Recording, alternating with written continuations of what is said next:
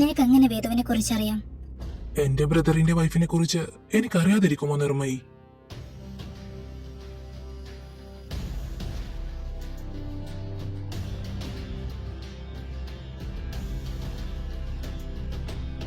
ബ്രദറോ? നീ ആരെ കുറിച്ചായി പറയുന്നേ? നീൽ സാറിനെ കുറിച്ച് തന്നെയാ വേദിക. നീൽ സാറ് എന്റെ ബ്രദറാ, എന്റെ അമ്മാവന്റെ മകൻ. അമ്മാവന്റെ മകനോ? അപ്പോ അപ്പൊ നീ വൈശാലിയുടെ അനിയനാണോ? അതെ.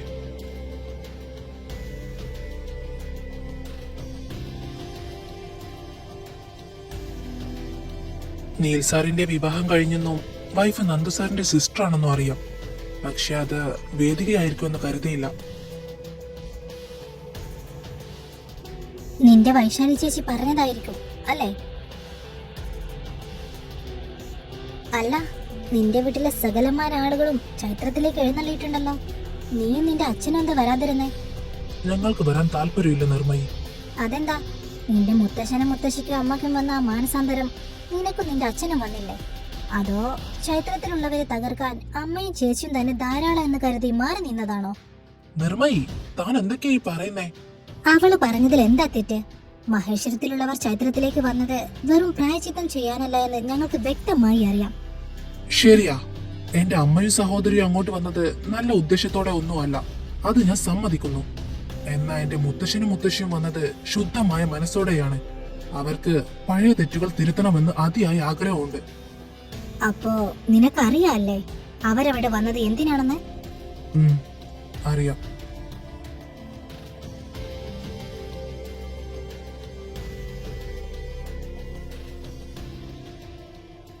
ഉണ്ണിയേട്ടനെ മഹേശ്വരത്തിലേക്ക് കൊണ്ടുപോകണം, ആ തറവാടിന്റെ അവകാശിയാക്കണം എന്നൊക്കെയാണ് മുത്തശ്ശന്റെ ആഗ്രഹം.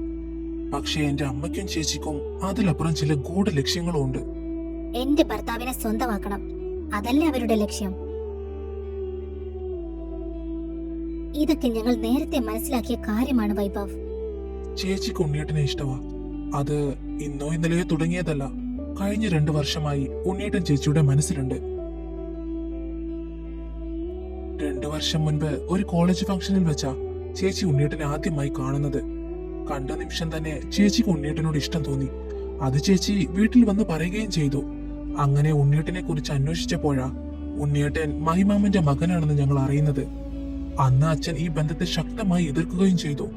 അത് ഉണ്ണിയേട്ടനോടുള്ള വിരോധം കൊണ്ടായിരുന്നില്ല, മറിച്ച് ഉണ്ണിയേട്ടൻ ഒരിക്കലും ഇതിന് സമ്മതിക്കില്ല എന്ന് അച്ഛന് ഉറപ്പുള്ളത് കൊണ്ടായിരുന്നു. ഞാനും അച്ഛനും ചേച്ചിയെ ഒരുപാട് ഉപദേശിച്ചു, പിന്തിരിപ്പിക്കാൻ നോക്കി.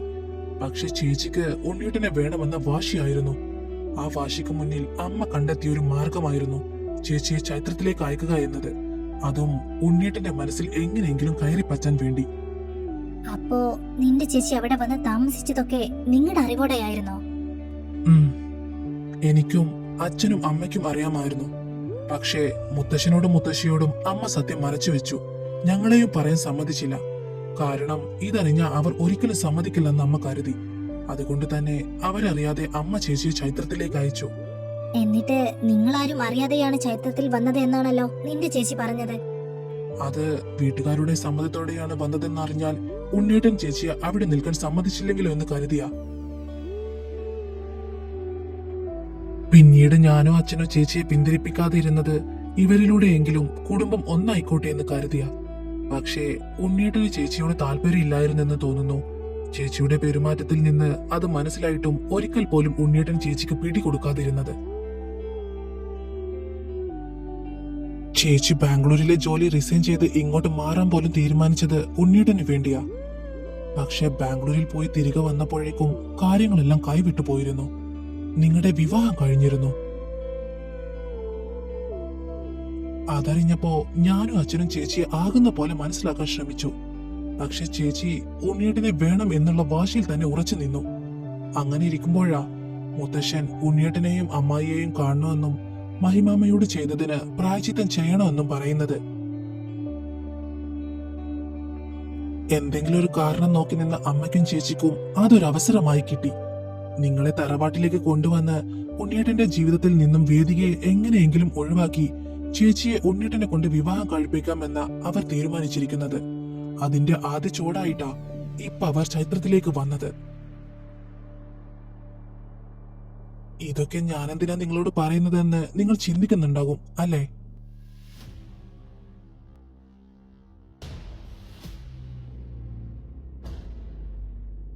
ഞാൻ വൈശാലിയുടെ അനിയനാണെന്ന് പറഞ്ഞപ്പോ നിങ്ങളുടെ മുഖത്തുണ്ടായ നീരസം, അതിൽ നിന്ന് തന്നെ എനിക്ക് മനസ്സിലായി നിങ്ങൾക്കും ചില കാര്യങ്ങളൊക്കെ അറിയാമെന്ന്. അതുകൊണ്ടാ എല്ലാം നിങ്ങളും കൂടെ അറിഞ്ഞിരിക്കണമെന്ന് എനിക്ക് തോന്നിയത്. നിങ്ങൾ വിശ്വസിക്കുമോ എന്നറിയില്ല, എന്നാലും പറയാം, ഇതിലൊന്നും എനിക്കോ എന്റെ അച്ഛനോ യാതൊരു പങ്കുമില്ല. മഹിമാമൻ എനിക്ക് വെറും ഒരു വ്യക്തിയല്ല, എനിക്ക് പുനർജന്മം തന്ന ദൈവമാണ്. അന്ന് എന്നെ മാമൻ രക്ഷിച്ചില്ലായിരുന്നെങ്കിൽ ഇന്ന് നിങ്ങളുടെ മുന്നിൽ സംസാരിക്കാൻ ഈ വൈഭവ് ഉണ്ടാവില്ലായിരുന്നു. സ്വന്തം ജീവൻ പോലും പണയം വെച്ച അദ്ദേഹം അന്ന് എന്നെ ജീവിതത്തിലേക്ക് തിരികെ കൊണ്ടുവന്നത്.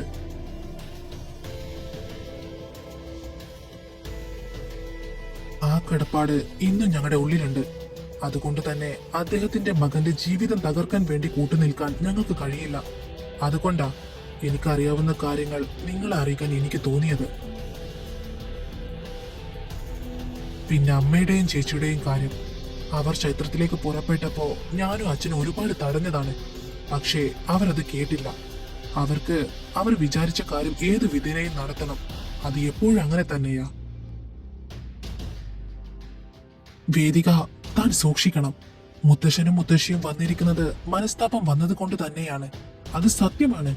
പക്ഷെ അവരെ മറിയാക്കി അമ്മയും ചേച്ചിയും ഒരുക്കുന്നത് വലിയൊരു കെണിയാണ്.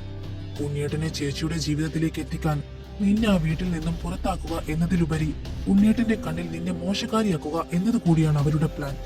അമ്മയുടെ കയ്യിൽ അതിനുള്ള പല തന്ത്രങ്ങളുമുണ്ട്. നിന്റെ അമ്മയുടെ പ്ലാനൊക്കെ കൊള്ളാം വൈഭവ്. പക്ഷെ അവര് കളിക്കാൻ പോകുന്നത് ചൈത്രത്തിലെ നിലാഞ്ചി ഈശ്വരനോടാണ്. ഉണ്ണിയേട്ടന്റെ സ്വഭാവം ശരിക്കറിയില്ല അവർക്ക്. അവര് വന്ന് വല വിരിച്ചാൽ ഉടനെ വീണു പോകാൻ ഉണ്ണിയേട്ടൻ എന്താ അത്രയ്ക്ക് മണ്ടനാണെന്ന് കരുതിയോ നിങ്ങള്? മൈ, നിങ്ങൾ ഉദ്ദേശിക്കുന്ന പോലെയൊന്നുമല്ല. എന്റെ ചേച്ചി നിങ്ങൾക്കറിയില്ല. അവൾക്ക് ഉണ്ണിയേട്ടനോടുള്ളത് സ്നേഹമല്ല, ഒരു തരം ഭ്രാന്തമായ വാശിയാണ്. തനിക്ക് വേണമെന്ന് തോന്നിയ സാധനം അത് ആരുടേതായാലും തട്ടിയെടുക്കുന്ന സ്വഭാവം ചേച്ചിക്ക് പണ്ടേയുണ്ട്. അതിന് കൂട്ടുനിൽക്കാൻ അമ്മയും കൂടെയുള്ളപ്പോ അവൾ കൂടുതൽ അപകടകാരിയാണ്. താൻ പേടിക്കാതെ ഇടൂ വൈഭവ്. മൈ പറഞ്ഞതുപോലെ എന്റെ ഉണ്ണിയേട്ടന്റെ സ്വഭാവം ശരിക്കും അവരറിഞ്ഞിട്ടില്ല. അതവർക്ക് അറിയണമെന്ന് വാശിയാണെങ്കിൽ അവരറിയട്ടെ. വൈഭവ്, താൻ വൈശാലിയുടെ അനിയനാണെന്ന് അറിഞ്ഞപ്പോ എനിക്ക് ശരിക്കും തന്നോട് നീരസം തോന്നിയിരുന്നു. പക്ഷെ ഇപ്പോ എനിക്ക് തന്നോട് ബഹുമാനമാ തോന്നുന്നത്. സത്യാവസ്ഥ തുറന്നു പറയാൻ താൻ കാണിച്ച ആ മനസ്സ്, അത് മഹിയച്ചനോടുള്ള തന്റെ കടപ്പാട് തന്നെയാകാം. എങ്കിലും എതിരെയുള്ളത് തന്റെ സഹോദരിയും അമ്മയും അല്ലേ? അവരെക്കാൾ പ്രാധാന്യം എന്തിനാണ് നീ ഞങ്ങൾക്ക് തരുന്നത്? രക്തബന്ധങ്ങളെക്കാൾ വലുതാണ് ചില കടപ്പാടുകൾ വേദിക. തെറ്റ് ചെയ്യുന്നത് എന്റെ അമ്മയും ചേച്ചിയും ആണെങ്കിൽ പോലും എനിക്ക് മൗനം പാലിക്കാൻ കഴിയില്ല. എന്റെ ഓരോ ശ്വാസവും മൈമാമൻ തന്ന ഭിക്ഷയാണ്. അദ്ദേഹത്തിന്റെ മകന്റെയും മരുമകളുടെയും സമാധാനം കളയാൻ എന്റെ വീട്ടുകാർ ശ്രമിക്കുമ്പോ അത് നോക്കി നിൽക്കുന്നത് ഞാൻ മഹിമാമയോട് ചെയ്യുന്ന ഏറ്റവും വലിയ ചതിയാകും. അതുകൊണ്ട് തന്നെ ഈ പോരാട്ടത്തിൽ ഞാനും ഉണ്ടാകും നിങ്ങളുടെ കൂടെ. നിങ്ങൾക്ക് എന്നെ വിശ്വസിക്കാം. എടാ വൈഭവേ, നീ ഇത്രയും മാസാണെന്ന് ഞാൻ കരുതിയില്ലടാ. നീ വെറും വാഴയാണെന്നാ ഞാൻ വിചാരിച്ചത്. നീ പൊടി. വേദിക, ഞാൻ പറഞ്ഞത് താൻ സീരിയസ് ആയിട്ട് തന്നെ എടുക്കണം. നീ ശരിക്കും സൂക്ഷിക്കണം, പ്രത്യേകിച്ചും എന്റെ അമ്മയെ. എന്റെ കൂടെ എന്റെ ഭർത്താവ് ഉള്ളിടത്തോളം കാലം എനിക്കാരെയും പേടിക്കേണ്ട വൈഭവ്. എന്നിൽ നിന്ന് അദ്ദേഹത്തെ വേർപെടുത്താൻ ഞാൻ വിചാരിച്ചിട്ട് പോലും നടന്നില്ല. പിന്നെ അവര്. അതുപോട്ടെ, നീ എന്താ ചൈത്രത്തിലേക്ക് വരാത്തത്? നീ വാ അങ്ങോട്ട്. അത് വേണ്ട വേദിക, ഞാൻ അങ്ങോട്ട് വന്ന അത് ശരിയാകില്ല. അതെന്താ? അമ്മായി നിന്നെ അങ്ങോട്ട് കേട്ടില്ലെന്ന് പറഞ്ഞോ? അമ്മായി എന്നോട് സ്നേഹത്തോടെ തന്നെയായിരിക്കും പെരുമാറുന്നത്. പക്ഷെ ഉണ്ണിയേട്ടൻ അങ്ങനെ ആയിരിക്കില്ല. അവരെ കാണുന്നത് പോലെ തന്നെ എന്നെയും കാണും. ഞാനും അവരും ഒരുപോലെയാണെന്ന് കരുതും. എന്നോട് മിണ്ടില്ല, എന്നോട് വെറുപ്പ് കാണിക്കും. സത്യം പറഞ്ഞ എനിക്കിപ്പോ മറ്റാരെക്കാളും ഇഷ്ടം ഉണ്ണിയേട്ടനെയാ. ഞങ്ങൾ തമ്മിൽ ഇന്ന് വരെ സംസാരിച്ചിട്ടില്ല, നേരിട്ട് ഇടപഴകിയിട്ടില്ല. എങ്കിലും എന്റെ അച്ഛനെ പോലെ തന്നെ ഉണ്ണിയേട്ടനും എനിക്ക് അത്രമേൽ പ്രിയപ്പെട്ടവനാണ്. അച്ഛൻ പറഞ്ഞു തന്ന ഉണ്ണിയേട്ടന്റെ അനുഭവങ്ങൾ കേട്ടു വളർന്നവനാണ് ഞാൻ. ആ കഥകളിലെ ഉണ്ണിയേട്ടനെ അറിഞ്ഞപ്പോ ആ മനുഷ്യന്റെ സ്വന്തം അനിയനായി ജനിച്ചിരുന്നെങ്കിലെന്ന് എത്രയോ തവണ ഞാൻ ആത്മാർത്ഥമായി ആഗ്രഹിച്ചിട്ടുണ്ടെന്നോ. ഈ ലോകത്ത് ഞാൻ ഇത്രയേറെ സ്നേഹിക്കുകയും ബഹുമാനിക്കുകയും ചെയ്യുന്ന ഉണ്ണിയേട്ടൻ എന്നെ വെറുപ്പോടെ നോക്കുന്നത് എനിക്ക് ചിന്തിക്കാൻ പോലും കഴിയില്ല. ആ നോട്ടം താങ്ങാനുള്ള കരുത്ത് എന്റെ മനസ്സിനില്ല. അതുകൊണ്ട് ഞാൻ ആ തറവാട്ടിലേക്ക് വരില്ല വേദിക. അങ്ങനെയൊന്നും ഉണ്ടാകില്ല വൈഭവ്. ഉണ്ണിയേട്ടനോട് ഞാൻ സംസാരിക്കാം. ഏട്ടന് കാര്യം പറഞ്ഞാൽ മനസ്സിലാകും. അത് വേണ്ട വേദിക. ഞാൻ ആരാണെന്ന് ഉണ്ണിയേട്ടൻ അറിയണ്ട. ഇപ്പൊ സ്റ്റുഡന്റ് ആണെന്ന് കരുതി എന്നോടൊന്ന് ചിരിക്കുകയെങ്കിലും ചെയ്യുന്നുണ്ട്. സത്യം അറിഞ്ഞ എന്റെ മുഖത്ത് പോലും നോക്കില്ല. അതുകൊണ്ട് ഇപ്പൊ എങ്ങനെയാണോ അങ്ങനെ തന്നെ മതി.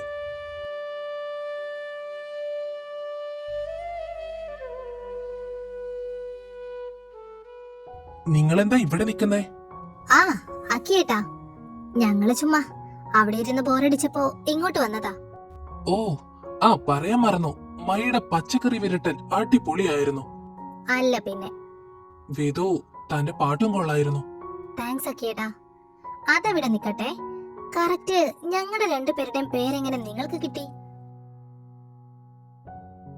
ചിരിക്കാതെ കാര്യം പറയാ അക്കിയേട്ടാ.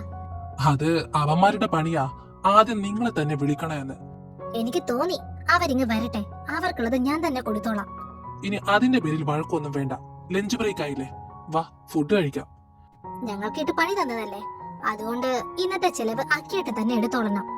അതിനെന്താ, വാ. എന്നാ ഓക്കെ. എന്നാ നിങ്ങൾ ചെല്ല്, ഞാൻ പോകുക. എങ്ങോട്ട്? നീയും വാ. അത് വേണ്ട, നിങ്ങൾ ചെല്ല്. നിന്റെ ഏട്ടത്തി അമ്മയാ വിളിക്കുന്നേ. എന്താ നീ വരില്ലേ? വരില്ലെന്ന് പറഞ്ഞിട്ട് ഏട്ടത്തിയമ്മ വിളിച്ചപ്പോ ഇളിച്ചുകൊണ്ട് നിൽക്കുന്നത് കണ്ടില്ലേ? ഏട്ടത്തി അമ്മയോ?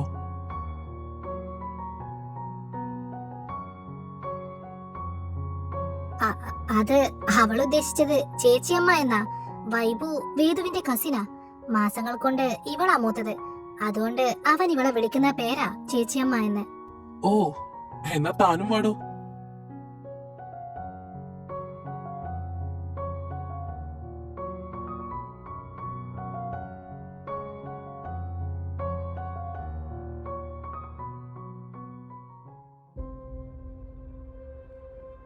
നീ ഇങ്ങനെ ടെൻഷൻ അടിക്കാതെ അമ്മു. അവള് നേരിട്ട് പറഞ്ഞില്ലല്ലോ അക്കിയേട്ടന് വേണ്ടിയാണ് അവൾ പാടിയതെന്ന്. അത് പ്രത്യേകിച്ച് എടുത്തു പറയേണ്ട ആവശ്യമില്ല എന്നെ. പാടിക്കഴിഞ്ഞതിനു ശേഷം അവൾ അക്കിയേട്ടനെ നോക്കി ചിരിച്ചതും പേരെടുത്ത് വിളിച്ചതും കണ്ടില്ലേ നീ? അത് കാണുമ്പോ തന്നെ മനസ്സിലാകും അവൾ ആർക്ക് വേണ്ടിയാ പാടിയതെന്ന്. സ്റ്റേജിൽ നിന്ന് അവൾ അക്കിയേട്ടനെ നോക്കിയ ആ നോട്ടം, അതിലുണ്ട് അവളുടെ മനസ്സിൽ അക്കിയേട്ടൻ ജസ്റ്റ് ഒരു ഫ്രണ്ട് മാത്രമല്ലെന്ന്. പക്ഷെ അമ്മു, അക്കിയേട്ടൻ അവളെ ആ ഒരു രീതിയിൽ കണ്ടു കാണില്ല. നമുക്കറിയാവുന്നതല്ല അക്കിയേട്ടനെ. അക്കിയേട്ടന്റെ മനസ്സിൽ അവൾ ഒരു ഫ്രണ്ട് ആയിരിക്കാം, പക്ഷേ അവളുടെ മനസ്സിൽ അങ്ങനെയല്ല. അക്കിയേട്ടന്റെ ആ സപ്പോർട്ടും പരിഗണനയും മുതലെടുത്ത് പതുക്കെ പതുക്കെ അക്കിയേട്ടന്റെ മനസ്സിൽ കയറി പറ്റാനാണ് അവൾ ശ്രമിക്കുന്നത്. അവളെ വെറുതെ വിടില്ല ഞാൻ. അത്ര എളുപ്പത്തിൽ എന്റെ അക്കിയേട്ടനെ സ്വന്തമാക്കാൻ ഞാൻ അവളെ സമ്മതിക്കില്ല. അക്കിയേട്ടന്റെ ലൈഫിൽ എനിക്കുള്ള സ്ഥാനം എന്താണെന്ന് അവൾക്ക് ഞാൻ മനസ്സിലാക്കി കൊടുക്കുന്നുണ്ട്. നീ എന്ത് ചെയ്യുമെന്ന് അമ്മ ഈ പറയുന്നേ? വെറുതെ ഒരു പ്രശ്നം ഉണ്ടാക്കല്ലേ. അക്കിയേട്ടൻ അറിഞ്ഞ നിന്നെ കുറിച്ച് എന്ത് കരുതും? നീ ഒന്നും പറയണ്ടന്നെ. എന്റെ പ്രണയത്തിന് തടസ്സമായി നിൽക്കുന്നത് എന്ത് തന്നെ ആയാലും അത് ഇല്ലാണ്ടാക്കാൻ എനിക്കൊരു മടിയുമില്ല. അവൾ അക്കിയേട്ടന്റെ കൂടെ നടക്കുന്നത് കാണുമ്പോ എന്റെ ഉള്ളിലെ കനൽ എരിഞ്ഞുകൊണ്ടിരിക്കുക. ആ കനലിൽ അവളെ തന്നെ ഞാൻ ചുട്ടുപൊള്ളിക്കും. നോക്കിക്കോ വേദിക, നിന്റെ ചിരി അധിക കാലം നീണ്ടു നിൽക്കില്ല. നിന്റെ ഈ വേഷം കെട്ടലുകൾക്ക് ഉടനെ തന്നെ ഞാൻ അറുതി വരുത്തും.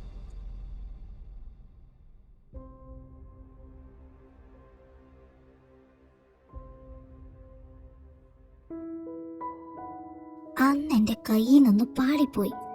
ഇന്ന് ഞാൻ നിങ്ങളെ കയ്യോടെ പിടിച്ചിരിക്കും.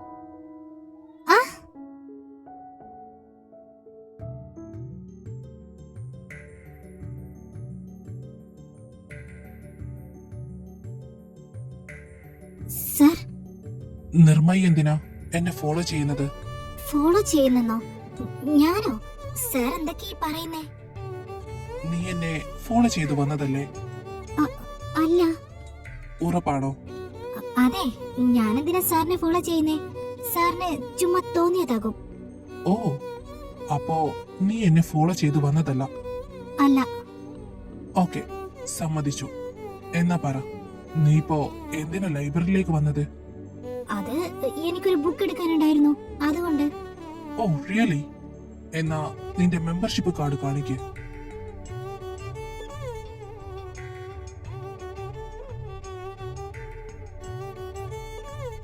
എന്താ, കാർഡ് എടുക്കാൻ മറന്നുപോയോ? ഇന്ന് സ്റ്റേജിൽ വെച്ച് നീ നടത്തിയ ആ പച്ചക്കറി വിരട്ടലുണ്ടല്ലോ, അതിൽ എനിക്ക് എന്തോ ഒരു സംശയം. നീ എന്നിൽ നിന്ന് എന്തോ കണ്ടുപിടിക്കാൻ ശ്രമിക്കുന്ന പോലെ. എനിക്ക് എന്റെ സംശയം ഉറപ്പിക്കണമായിരുന്നു. എന്തു ചെയ്യുമെന്ന് ആലോചിച്ചപ്പോഴാ അന്ന് നിന്നെ ഇവിടെ വെച്ച് കണ്ട കാര്യം ഓർമ്മ വന്നത്. എന്റെ സംശയം ശരിയാണെങ്കിൽ ഞാൻ ഒറ്റയ്ക്ക് എവിടെ പോകുന്നോ അങ്ങോട്ട് നീയും എന്നെ ഫോളോ ചെയ്തു വരും. അതിനു വേണ്ടിയിട്ടാ നീ കാണുകെ ഞാൻ ഒറ്റയ്ക്ക് ഇങ്ങോട്ട് വന്നത്. എന്റെ ഊഹം തെറ്റിയില്ല. ഞാൻ ഇങ്ങോട്ട് വന്നപ്പോ നീയും എന്റെ കൂടെ ഇങ്ങോട്ട് പോന്നു. ഇനി പറ, എന്തിനാ നിർമ്മയി എന്നെ ഫോളോ ചെയ്യുന്നത്? പറ മയി. ഞാൻ ചോദിച്ചതിനുള്ള ആൻസർ എനിക്ക് കിട്ടാതെ ഞാനോ മയ്യോ ഇന്നിവിടെ നിന്ന് അനങ്ങില്ല. പെട്ടല്ലോ എന്റെ ഭഗവതി, സത്യങ്ങൾ അറിയാതെ കഞ്ഞിട്ട് എന്നെ ഇനി ഇവിടെ നിന്ന് വിടുവെന്ന് തോന്നുന്നില്ല. പറയണോ? പറഞ്ഞ വേദു എന്നെ കൊല്ലും. പറഞ്ഞില്ലേ ഇങ്ങേരെന്നെ ശരിയാകും. ഇപ്പൊ എന്ത് ചെയ്യും എന്റെ ഈശ്വര?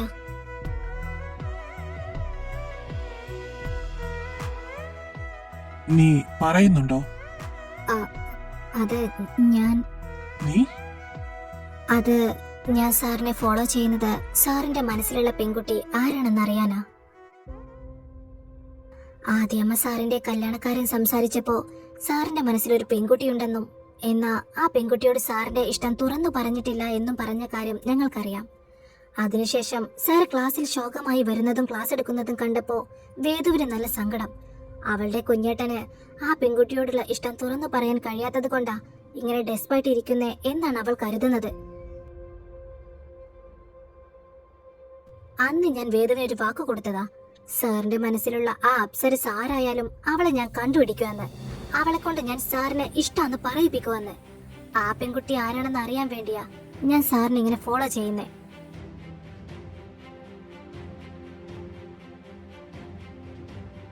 എന്നിട്ട് എന്റെ മനസ്സിലുള്ള പെൺകുട്ടി ആരാണെന്ന് മൈ കണ്ടുപിടിച്ചോ? ഇല്ല, സാർ ആരെയും പ്രത്യേകിച്ച് അങ്ങനെ നോക്കാറുമില്ല, സംസാരിക്കാറുമില്ല. പിന്നെ എങ്ങനെയാ ഞാൻ ആ പെൺകുട്ടിയെ കണ്ടുപിടിക്കുന്നേ? എങ്കിൽ ഇനി മുതൽ മൈ എന്നെ ഫോളോ ചെയ്യരുത്. ഈ അന്വേഷണം ഇവിടെ വെച്ച് അവസാനിപ്പിക്കണം.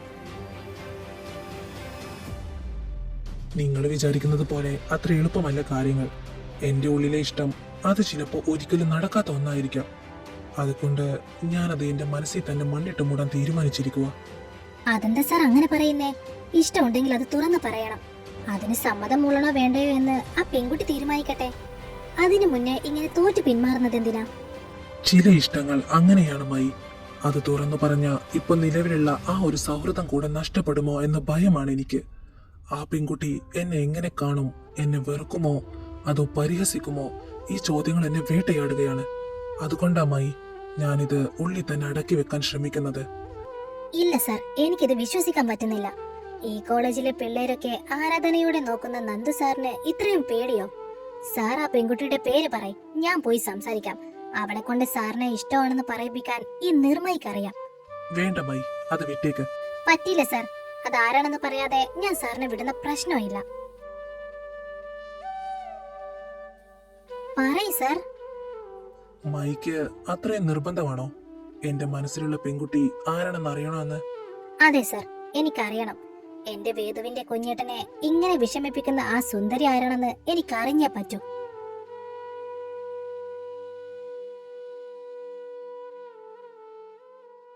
മൈ, ആ പെൺകുട്ടിയെ എനിക്ക് മാത്രമല്ല നിനക്കും അറിയാം.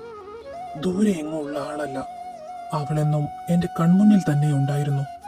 എന്റെ അനിയത്തിയുടെ നിഴലായി, അവളുടെ ഏറ്റവും പ്രിയപ്പെട്ട കൂട്ടുകാരിയായി.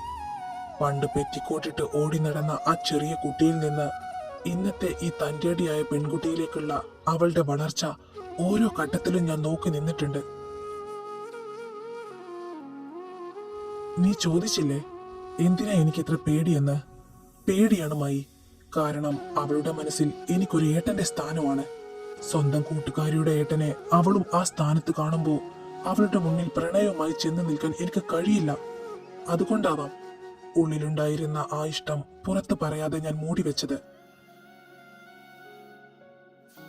പക്ഷേ ഇപ്പോ അവളായിട്ട് തന്നെ എന്നെ തേടി വന്നിരിക്കുന്നു. മറച്ചുവെച്ച ഈ സത്യം അവളായിട്ട് തന്നെ എന്നിൽ നിന്നും അറിഞ്ഞിരിക്കുന്നു. സാർ, ആരെക്കുറിച്ചാ ഈ പറയുന്നേ? നിന്നെ കുറിച്ച് തന്നെയാ മൈ ഞാൻ പറയുന്നേ. എന്റെ മനസ്സിലുള്ള ആ പെൺകുട്ടി അത് നീയാ. നിർമ്മയി രവിശങ്കർ. ഞാൻ സ്നേഹിക്കുന്ന, എന്റെ ജീവിതത്തിൽ ഉണ്ടാകണമെന്ന് ഞാൻ ഏറ്റവും കൂടുതൽ ആഗ്രഹിക്കുന്ന ആ പെൺകുട്ടി അത് നീ മാത്രമാണ്.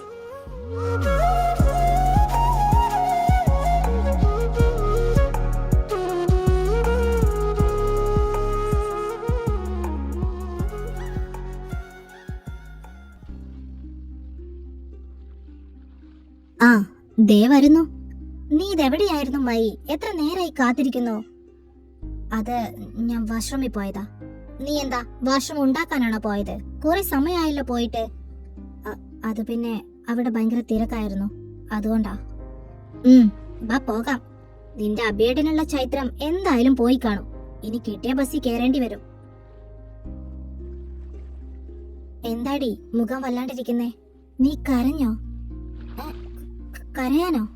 ഞാനോ? പിന്നെന്താ കണ്ണെല്ലാം ചുവന്നിരിക്കുന്നേ? അത് പൊടി പോയതാ. നിങ്ങൾ വാ, അടുത്ത ബസ്സും കിട്ടിയില്ലെങ്കിൽ വീട്ടിലെത്താൻ ലേറ്റ് ആകും.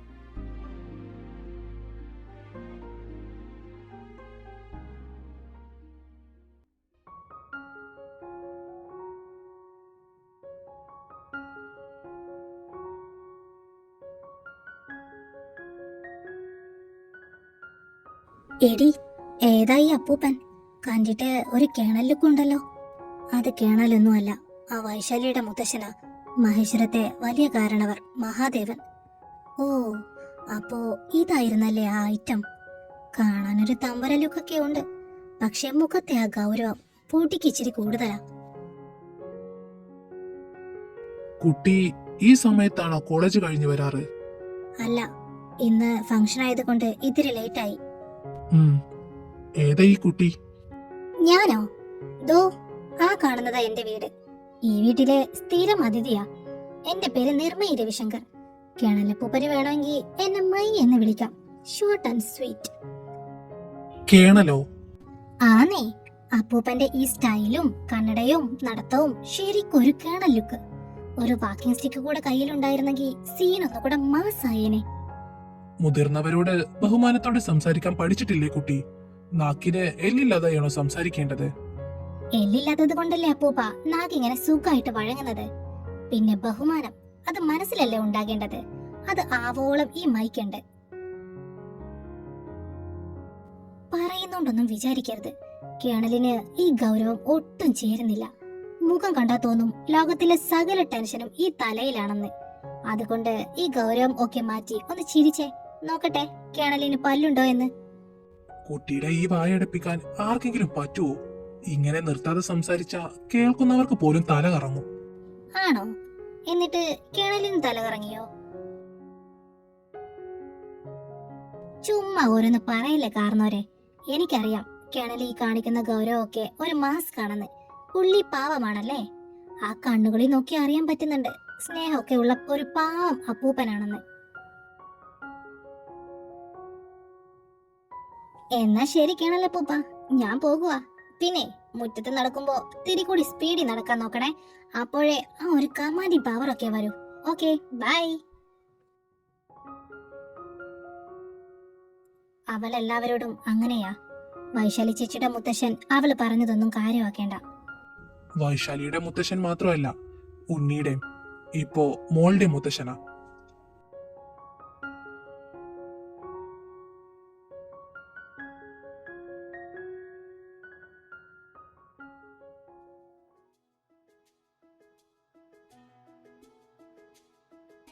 നീ എന്താ കഴിക്കുന്നേ?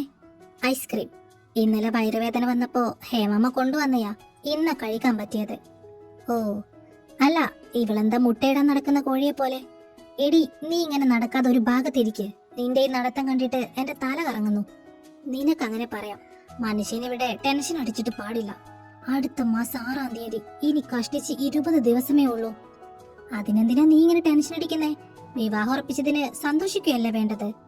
സന്തോഷമൊക്കെ ഉണ്ട് വേദു, പക്ഷേ ഒരു പേടി. എല്ലാം പെട്ടെന്നായോ എന്നൊരു സംശയം. അതൊക്കെ നിനക്ക് തോന്നുന്നതാ. ഇനിയും ഇല്ലേ 10-20 ദിവസം. അതിനുള്ളിൽ നീ സെറ്റ് ആയിക്കോളും.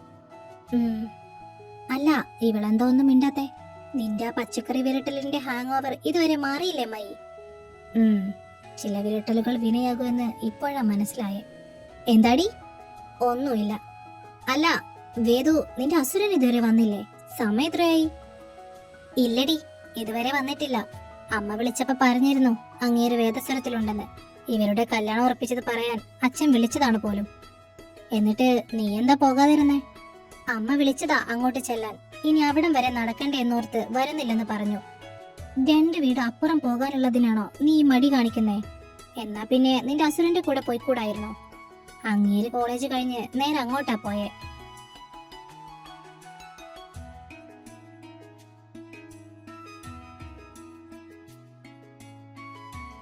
എടി, എന്നാ ഞാൻ വെക്കുവാ.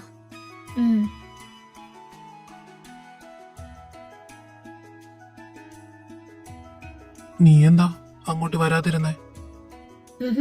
ഒന്നുമില്ല.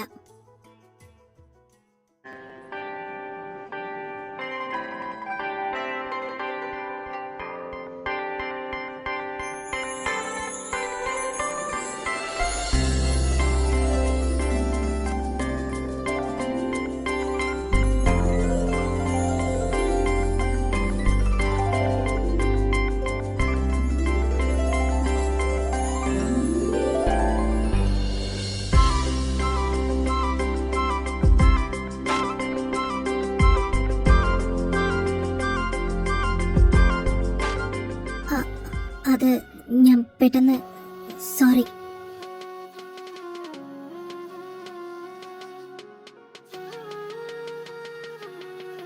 സോറിയോ? എന്തിന്? ഞാൻ നിന്റെതല്ലേ വേദ?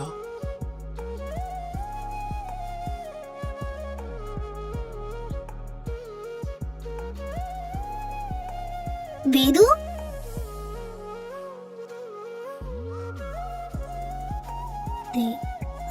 അമ്മ വിളിക്കുന്നു.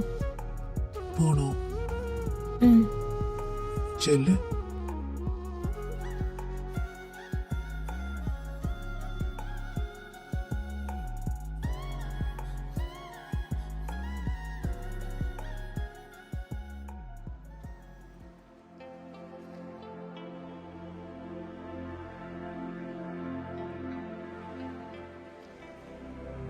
Okay, doctor. I will see you tomorrow. Good night. Nandu,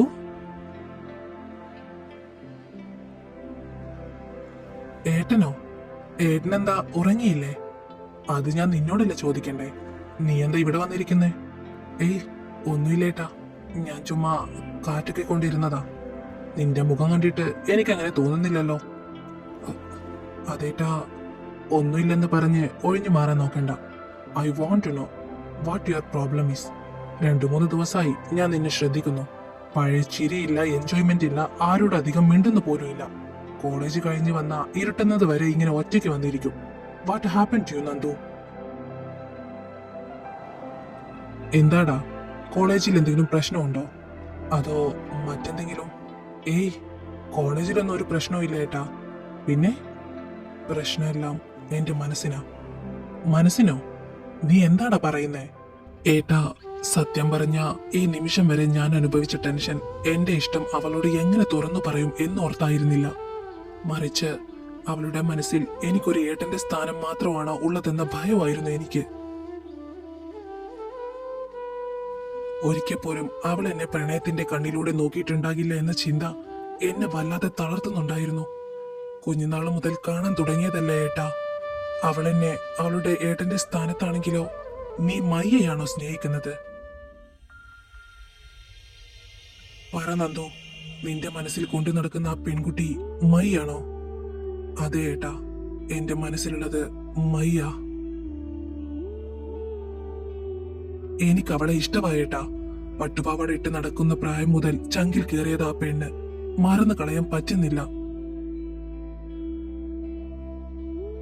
എന്റെ ഉള്ളിലെ പ്രണയം അവളെ അറിയിച്ച നിലവിലുള്ള ആ ബന്ധം പോലും നഷ്ടപ്പെടുമോ എന്നോർത്ത് ഞാൻ നീറുകയായിരുന്നു. ആ പേടി കാരണം മരണം വരെ ഈ പ്രണയം മനസ്സിൽ തന്നെ മൂടിവെക്ക എന്ന് ഞാൻ ഉറപ്പിച്ചതാ. പക്ഷേ എല്ലാം മാറി മറിഞ്ഞു ഏട്ടാ. ഇന്ന് അവളായിട്ട് തന്നെ എന്നിൽ നിന്ന് എന്റെ മനസ്സിലുള്ളതെല്ലാം ചോദിച്ചറിഞ്ഞു. അവൾ അറിഞ്ഞെന്നോ? എന്നിട്ട് അവൾ എന്താ പറഞ്ഞേ? ഒന്നും പറഞ്ഞില്ല ഏട്ടാ. എന്റെ ഉള്ളിലുള്ളത് കേട്ടപാടെ ഒരു വാക്ക് പോലും മിണ്ടാതെ അവൾ അവിടെ നിന്ന് ഓടിപ്പോയി. എന്റെ മനസ്സിലുള്ളത് അവൾ അറിയിച്ചപ്പോ അവൾ നോക്കിയൊരു നോട്ടമുണ്ട്. അതിപ്പോഴും എന്റെ ഉള്ളിലുണ്ട് ഏട്ടാ. ഒരു തരം സ്തംഭനാവസ്ഥയായിരുന്നു അവളുടെ മുഖത്ത്. അത് സ്വാഭാവികമല്ലേടാ. അവള് നിന്നെയും കുഞ്ഞുനാൾ മുതൽ കാണാൻ തുടങ്ങിയതല്ലേ. നിന്റെ ഭാഗത്തു നിന്ന് ഇങ്ങനെയൊന്നും അവൾ സ്വപ്നത്തിൽ പോലും പ്രതീക്ഷിച്ചിട്ടുണ്ടാവില്ല. അതാണ് ഏട്ടാ എന്റെയും പേടി. സത്യം അറിഞ്ഞ നിമിഷം മുതൽ അവളുടെ ഉള്ളിലെ എന്റെ സ്ഥാനത്തിന് മാറ്റം വന്ന് കാണുമോ എന്ന്. ഇനി എന്നെ കാണുമ്പോ അവൾക്ക് ആ പഴയ സ്വാതന്ത്ര്യം ഉണ്ടാകുമോ? അതോ ഒരു അപരിചിതനെ പോലെ അവൾ എന്നിൽ നിന്നും അകന്നു മാറുവോ? നീ വെറുതെ ഓരോന്ന് ചിന്തിച്ചു കൂട്ടല്ലേ നന്ദു. പ്രണയം എന്നത് കുറ്റമല്ലല്ലോ. നീ അവളെ നിർബന്ധിച്ചിട്ടില്ല. നിന്റെ ഉള്ളിലുള്ളത് തുറന്നു പറഞ്ഞു എന്ന് മാത്രം. അവൾക്ക് ചിന്തിക്കാൻ സമയം കൊടുക്ക്. മയ്യൊരു പാവം കുട്ടിയല്ലേ. അവൾക്കെല്ലാം മനസ്സിലാക്കാൻ സാധിക്കും. അവളെ വേദനിപ്പിക്കാൻ ഞാൻ ആഗ്രഹിച്ചിരുന്നില്ല ഏട്ടാ. പക്ഷെ ഇന്ന് സാഹചര്യങ്ങൾ അങ്ങനെയായിപ്പോയി. അവളുടെ കണ്ണിലാ തിളക്കം ഇല്ലാതായത് കണ്ടപ്പോ എനിക്ക് എന്നോട് തന്നെ വെറുപ്പ് തോന്നി. നോക്കു നന്ദു, ചിലപ്പോ ഈ തുറന്നു പറച്ചിലായിരിക്കും ഏറ്റവും നല്ലത്. നിന്റെ ഇഷ്ടം ഉള്ളി വെച്ച് നേറുന്നതിനേക്കാൾ നല്ലതല്ലേ അവളോട് തുറന്നു പറഞ്ഞത്. അവൾക്ക് നിന്നെ സ്നേഹിക്കാൻ കഴിയുമെങ്കിൽ അവൾ തിരിച്ചു വരും. ഞാൻ നോക്കാം ഏട്ടാ. പക്ഷേ അവൾക്ക് മുന്നിൽ പഴയതുപോലെ നിൽക്കാൻ എന്നെ കൊണ്ട് കഴിയുമോ എന്ന് എനിക്കറിയില്ല. കഴിയും. നീ പഴയ നന്ദസാറായി തന്നെ നിൽക്കണം. അവൾ മറുപടി തരുന്നത് വരെ നമുക്ക് കാത്തിരിക്കാം. ഇപ്പൊ വാ, നേരെ ഒരുപാടായി. ഇവിടെ ഇങ്ങനെ ഇരിക്കാതെ ചെന്ന് കിടക്കാൻ നോക്ക്. നല്ല മഴ വരുന്നുണ്ട്.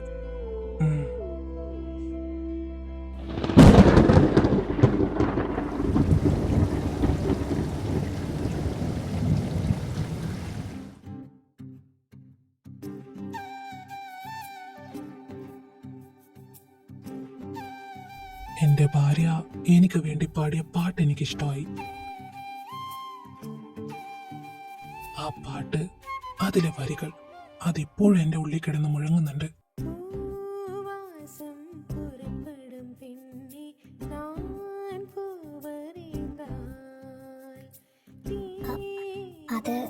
അത് ടാസ്ക് ആയിരുന്നില്ലേ? പിന്നെ സ്റ്റേജിൽ കയറിയപ്പോ പെട്ടെന്ന് ആ പാട്ട് എനിക്ക് ഓർമ്മ വന്നത്. അല്ലാതെ നീ ആർക്കും വേണ്ടി പാടിയതല്ല എന്നല്ലേ? എന്റെ കണ്ണുകളിലേക്ക് നോക്കു വേദ. എന്നിട്ട് പറ, നീ പാടിയ ഓരോ വരിയും എനിക്ക് വേണ്ടി പാടിയതല്ലെന്ന്. നിനക്കത് പറയാൻ കഴിയില്ല വേദ. കാരണം നീ പാടുന്ന ഓരോ നിമിഷവും നിന്റെ ഈ കണ്ണുകൾ എന്നെ പിന്തുടരുന്നുണ്ടായിരുന്നു. ഇതുപോലെ ആ പാട്ടിനിടയിൽ നിന്റെ ചുണ്ടുകൾ വിറച്ചത് ആ വേദയെ പേടിച്ചിട്ടായിരുന്നില്ല. പകരം നിന്റെ ഉള്ളിൽ ഒളിപ്പിച്ചു വെച്ച പ്രണയം വാക്കുകളിലൂടെ പുറത്തു വരാൻ തുടങ്ങിയപ്പോ ഉണ്ടായ തിരമാലകളായിരുന്നു അത്.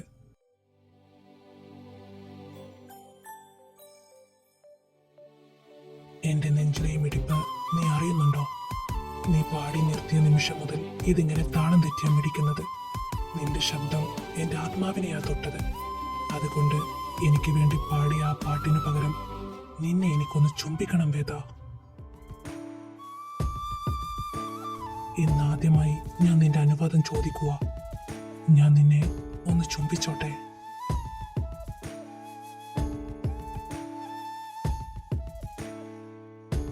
എന്നോട് അനുവാദം ചോദിച്ചിട്ടാണോ അസുരൻ എന്നെ ചുംബിക്കാറുള്ളത്? അല്ല, പക്ഷേ ഇപ്പൊ എനിക്ക് നിന്നോട് അനുവാദം ചോദിക്കണം വേദ.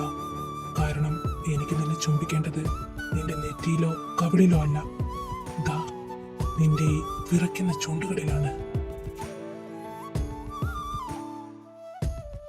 അത് നിന്റെ പൂർണ്ണ സമ്മതത്തോടെയും നിന്റെ ആഗ്രഹത്തോടെയും മാത്രമായിരിക്കണം എന്ന് എനിക്ക് നിർബന്ധമുണ്ട്. പറയ് വേദ, ഞാനിത് എടുത്തോട്ടെ?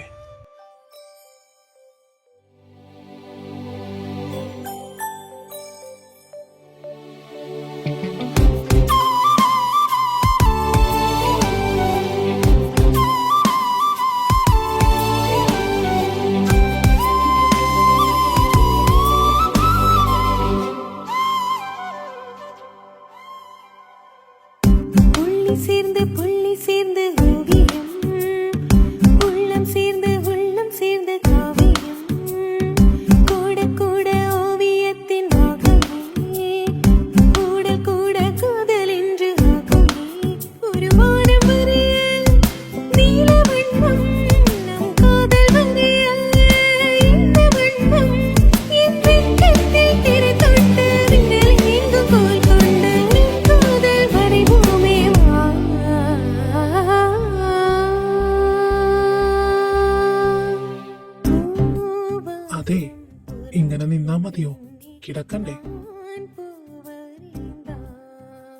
എന്റെ പെണ്ണ് ഈ നൃത്തം തുടരാനാണ് ഭാവമെങ്കിൽ ചിലപ്പോ ഞാൻ കൈവിട്ടു പോയെന്ന് വരും.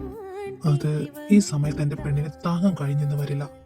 അതുകൊണ്ട് വാ, വന്ന് കിടക്ക്. അസുരൻ? അതെ, അസുരൻ തന്നെയാ, എന്റെ കുഞ്ഞിന്റെ അസുരൻ.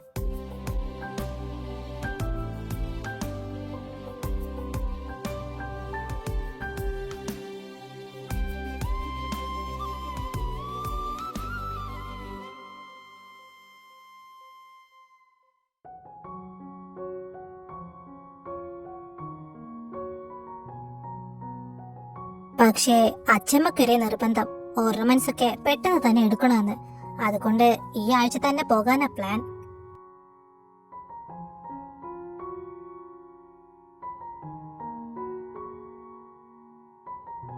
നീ ഞാൻ പറയുന്നത് വല്ലതും കേൾക്കുന്നുണ്ടോ വേദു?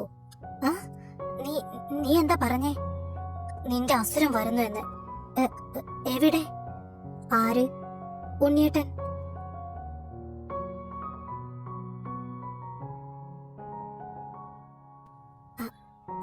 അത് ഞാൻ. നീ കൂടുതൽ കിടന്ന് ഉരുളണ്ട. ഇന്നലത്തെ നിന്റെ പാട്ട് കേട്ടപ്പോഴേ ഞങ്ങൾക്ക് തോന്നിയതാ നീ ഒന്ന് വളഞ്ഞിട്ടുണ്ട് എന്ന്. കേട്ടോ വൈബു, ഇവൾക്ക് നിന്റെ ഏട്ടനെ കണ്ണെടുത്താ കണ്ടൂടായിരുന്നു. നിന്റെ ഏട്ടന്റെ പേര് കേട്ടാ തന്നെ പുള്ളിക്കാരി സ്ഥലം കാലിയാക്കും. അത്രയ്ക്ക് വെറുപ്പായിരുന്നു. ഇപ്പൊ കണ്ടില്ലേ? ആ, ഇതാ പറയുന്നേ ദൈവം ഉണ്ടെന്ന്. ഓടി, ഞാൻ പോവാ.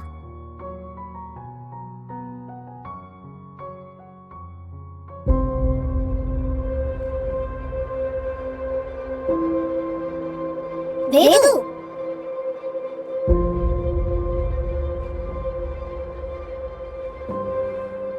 വേദു, താൻ ഓക്കെ അല്ലേ? തനിക്കൊന്നും പറ്റിയില്ലല്ലോ? ഏയ് ഇല്ല, എനിക്കൊന്നും പറ്റിയില്ല, ഞാൻ ഓക്കെയാ. അക്കീടാ, എന്താ ഈ കാണിക്കുന്നേ? അത് വേദൊന്ന് സ്ലിപ്പായതാ, അതാ ഞാൻ. അതിനാണോ അക്കീട്ടൻ ഇവളെ ഇങ്ങനെ ചേർത്ത് പിടിച്ചിരിക്കുന്നേ? ഓഹോ, അപ്പോ നീ തുനിഞ്ഞിറങ്ങിയേക്കുവാണല്ലേ വേദിക. നിന്റെ മനസ്സിലിരിപ്പ് എന്തായാലും കൊള്ളാം. ഓരോ ദിവസം ഓരോ തന്ത്രങ്ങൾ. ഇന്നലെ പാട്ട് പാടി, ഇന്ന് വീഴാൻ പോയി. ഇനി എന്താ നിന്റെ അടുത്ത പ്ലാൻ?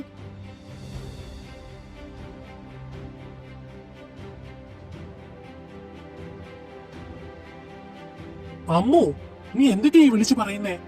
അക്കീടൻ ഇതുവരെ മനസ്സിലായില്ലേ ഇവളുടെ മനസ്സിലിരിപ്പ്? ഇവള് അക്കീടനെ വശീകരിക്കാൻ നോക്കുക.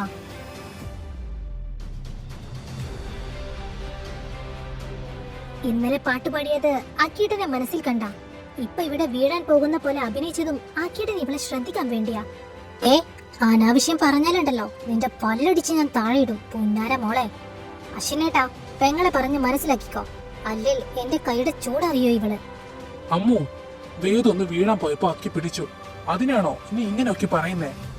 ഏട്ടാ, അക്കിയേട്ടനെ കണ്ടോണ്ട് ഇവള് മനഃപൂർവ്വം വീഴാൻ പോയതാ. അക്കിയേട്ടന്റെ നല്ല മനസ്സ് മുതലെടുത്ത് വശീകരിക്കാൻ ശ്രമിക്കുവാ ഇവള്. ആയില്ല, ഞാൻ വീഴാൻ പോയത് ദേ ഇവരൊക്കെ കണ്ടതാ. അതിൽ ഞാൻ മനഃപൂർവ്വം ഒന്നും ചെയ്തിട്ടില്ല. അത് വശീകരിക്കാനുള്ള തന്ത്രമാണെന്ന് നിനക്ക് തോന്നുന്നുണ്ടെങ്കിൽ നിന്റെ മനസ്സിന്റെ കുഴപ്പം മാത്രമാണ്. പിന്നെ അക്കിയേട്ടൻ എന്നെ പിടിച്ചത് ഒരു സുഹൃത്ത് എന്ന നിലയിലാ. ആ സുഹൃത്ത് ബന്ധം എവിടം വരെ പോകുമെന്ന് എനിക്കറിയാം. ഈ കോളേജ് കഴിയുന്നത് വരെ പിള്ളേരുടെ മുന്നിൽ പിടിച്ചു നിൽക്കാൻ ഒരു സീനിയറിനെ കൈക്കലാക്കുന്നു. ആയില്ലേ, മതി. നിന്റെ സംസാരം അതിരി കടക്കുക. അക്കിയേട്ടൻ ഞങ്ങളെ നല്ലൊരു ഫ്രണ്ട് മാത്രമാണ്. ആ ഫ്രണ്ട്ഷിപ്പിനെ ഇങ്ങനെ വൃത്തികെട്ട രീതിയിൽ കാണരുത്. അമ്മു, നീ ചെയ്യുന്നത് മര്യാദ കേടാ. ചുമ്മാ ഓരോന്ന് ആലോചിച്ചു കൂട്ടി മറ്റുള്ളവരുടെ മുന്നിൽ തരം താഴരുത്. ഏട്ടാ, നിങ്ങൾക്കിപ്പൊ ഞാൻ പറയുന്നതൊന്നും മനസ്സിലാകില്ല. ഇവളെന്താണെന്ന് ഞാൻ വൈകാതെ തെളിയിക്കും. അന്ന് നിങ്ങൾ തന്നെ ഇവളെ തള്ളി പറയും, നോക്കിക്കോ. അമ്മു, ഒരു സുഹൃത്ത് വീഴാൻ പോകുമ്പോ താങ്ങുന്നത് ഇത്ര വലിയ തെറ്റൊന്നുമല്ല. മാത്രമല്ല, വേദ നീ പറയുന്ന പോലെ ഒരു പെൺകുട്ടിയല്ല. അത് അക്കിയേട്ടന്റെ തോന്നൽ മാത്രമാണ്. ഇവളുടെ യഥാർത്ഥ മനസ്സിലിരിപ്പ് ഇതൊന്നും അല്ല. ഈ കാണിക്കുന്ന തരം താഴ്ന്ന അഭിനയം ഞാൻ പൊളിച്ചെടുക്കും. അപ്പ അക്കിയേട്ടന് മനസ്സിലാകും ആരെയാണ് ഏട്ടൻ കണ്ണടച്ച് വിശ്വസിച്ചത് എന്ന്. അമ്മു, മതിയാക്ക്. അക്കിയെ കുറിച്ചും വേദുവിനെ കുറിച്ചും ഇനി ഒരു വാക്ക് പോലും മോശമായി നിന്റെ വായിൽ നിന്നും ഞാൻ കേൾക്കാൻ ഇടവരരുത്. ചെല്ല്, ക്ലാസ്സിൽ പോകാൻ നോക്ക്. ഞാൻ ജീവിച്ചിരിക്കുന്നിടത്തോളം കാലം നിന്റെ മനസ്സിലിരിപ്പ് നടക്കാൻ ഞാൻ സമ്മതിക്കില്ല വേദിക. നോക്കിക്കോ, നിന്റെ ഈ മുഖംമൂടി വലിച്ചു കീറി അക്കിയേട്ടന് മുന്നിൽ നിന്നെ ഞാൻ നാണം കെടുത്തും. അന്ന് അക്കിയേട്ടൻ തന്നെ നിന്നെ തള്ളി പറയും. അത് കണ്ട് നീ കരയുന്നത് എനിക്കൊന്ന് കാണണം. മോള് സ്വപ്നം കണ്ട് ഇരിക്കത്തേ ഉള്ളൂ. ചെന്ന തരത്തി പോയി കളിക്കടി, നാണം കെട്ടവളെ.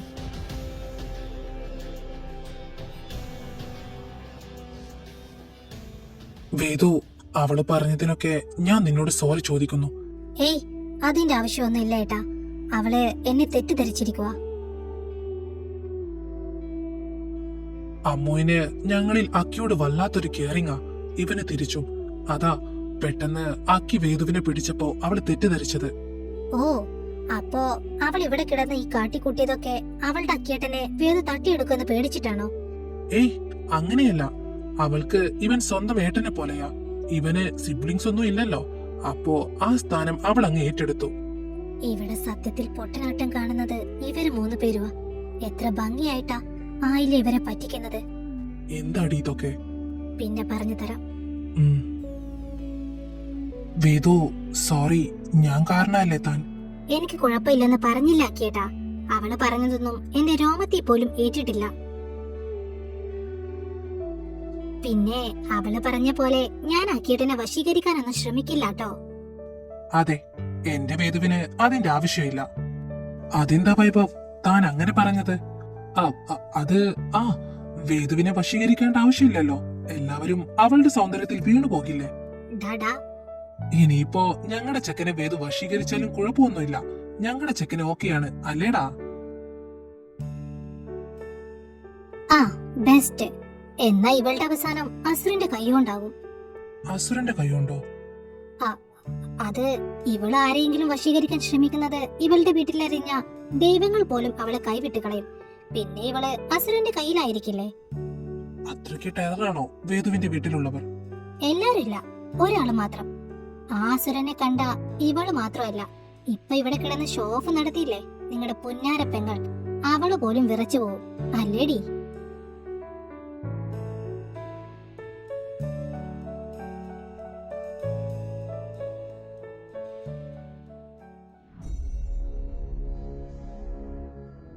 നിനക്ക് ഭ്രാന്താണ് അമ്മു. നീ എന്തിനാ വേദികയെ എല്ലാവരുടെയും മുന്നിൽ വെച്ച് അത്രയും മോശമായി അപമാനിച്ചത്? അക്കിയേട്ടൻ നിന്നെ കുറിച്ച് എന്ത് കരുതി കാണുമെന്ന് നീ ചിന്തിച്ചോ? ആ സമയത്ത് ഞാൻ അതൊന്നും ചിന്തിച്ചില്ല അന്നേ. അക്കിയേട്ടൻ അവളെ ചേർത്ത് പിടിച്ച് നിൽക്കുന്നത് മാത്രമേ ഞാൻ കണ്ടുള്ളൂ. അതിനാണോ നീ അങ്ങനെയൊക്കെ പറഞ്ഞത്? സുഹൃത്തെന്ന നിലയിൽ അക്കിയേട്ടൻ അവളെ ഒന്ന് പിടിച്ചു, അത്രേ ഉള്ളൂ. അല്ലാതെ നീ കരുതുന്ന പോലെ ഒന്നും ഉണ്ടാവില്ല. അല്ല അന്നെ, അവൾ അക്കിയേട്ടനെ ആകെ മയക്കി വെച്ചിരിക്കുക.